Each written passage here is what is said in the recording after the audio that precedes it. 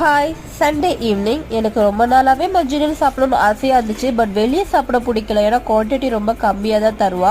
So அதனாலே வீட்டில் 1/2 kilo chicken வாங்கி அதில் மைதா, சாட் மசாலா, பெப்பர்லாம் கறியோடு போட்டு நல்லா மிக்ஸ் பண்ணி கையில் நல்லா கிளறி விட்டுட்டு அதுக்கப்புறம் கொஞ்ச நேரம் ஊறட்டோன்னு சொல்லிட்டு சைடில் கொடமிளகா, வெங்காயம் போட்டு கடாயில் போட்டு தாளிக்க ஆரம்பிச்சிட்டேன். சிக்கனை ஃப்ரை பண்ணி வச்சுக்கிட்டேன். பட் அதை வீடியோ எடுக்க மறந்துட்டேன்.